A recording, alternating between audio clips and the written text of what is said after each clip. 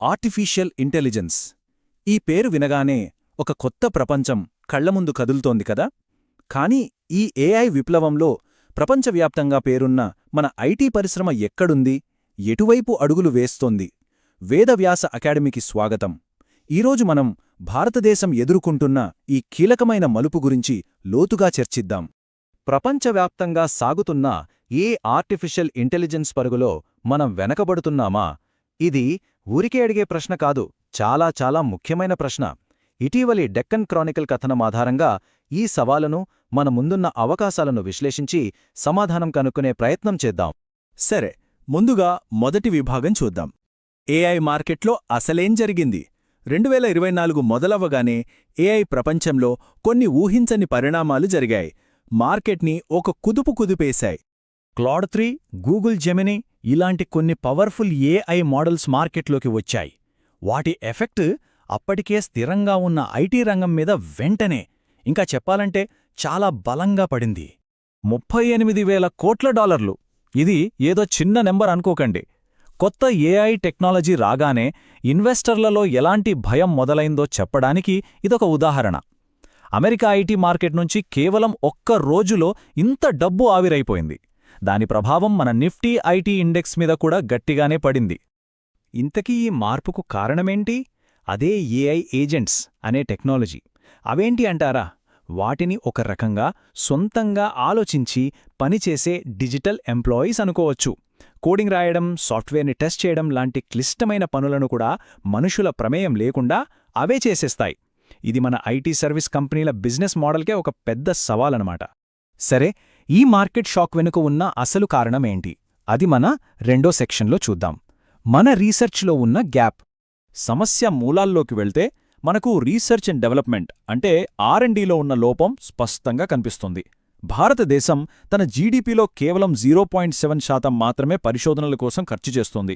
వేరే పెద్ద పెద్ద టెక్ దేశాలతో పోలిస్తే ఇది ఎంత తక్కువో తెలుసా? నిజంగా ఇది మనం ఆలోచించాల్సిన విషయం.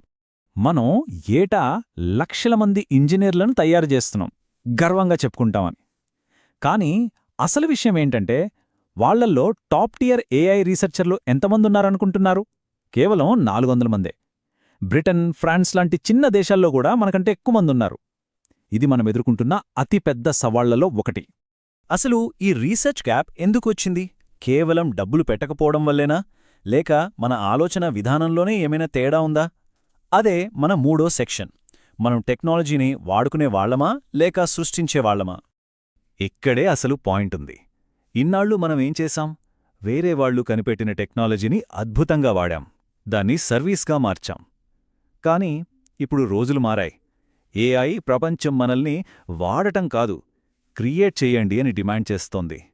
ఇది కేవలం స్కిల్స్ మార్చుకోవటం కాదు, మన మైండ్ సెట్లోనే ఒక పెద్ద మార్పు రావాలి.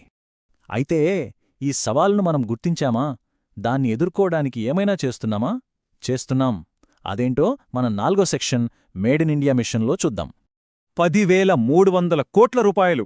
ఇది చిన్న మొత్తం కాదు. భారత ప్రభుత్వం ఈ సవాల్ని ఎంత సీరియస్గా తీసుకుందో చెప్పడానికి ఈ నెంబర్ ఒక్కటి చాలు.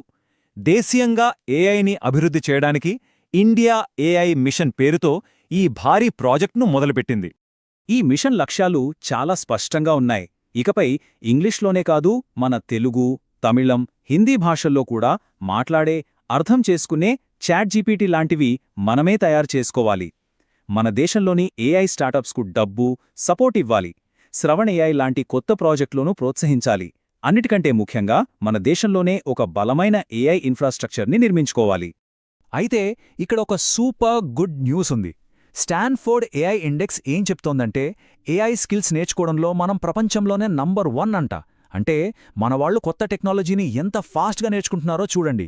ఇది మనకున్న అతిపెద్ద బలం. ఇదంతా బానే ఉంది, కానీ ఇవన్నీ మనల్ని ఒక పెద్ద ప్రశ్నకు దారితీస్తున్నాయి. అదే మన చివరి 5వ సెక్షన్. సో అసలు పాయింట్ ఏంటంటే, మనం ఎప్పటికీ ఒక సర్వీస్ ప్రొవైడర్గానే ఉండిపోదామా? లేక ఈ అవకాశాన్ని అందిపుచ్చుకుని ఒక ఏఐ సూపర్ పవర్గా ఎదుగుదామా? ఈ రెండింట్లో మనం ఏ దారి ఎంచుకుంటామన్నది రీసెర్చ్, కొత్త ఆవిష్కరణల మీద మనం పెట్టే శ్రద్ధ మీదే ఆధారపడి ఉంటుంది. విదేశీ టెక్నాలజీని వాడటం కాదు, మన దేశం కోసం మనమే మేడ్ ఇన్ ఇండియా ఏఐని తయారు చేసుకోవాల్సిన సమయం ఇది. ఈరోజు మా విశ్లేషణలో పాల్గొన్నందుకు వేదవ్యాస్ అకాడమీ తరపున ధన్యవాదాలు. ఈ విశ్లేషణ మీకు నచ్చినట్లయితే తప్పకుండా లైక్ చేయండి. మరిన్ని ఇలాంటి టెక్నాలజీ విశ్లేషణల కోసం మా ఛానల్కి సబ్స్క్రైబ్ చేసుకోండి. మాతో సమయం గడిపినందుకు ధన్యవాదాలు.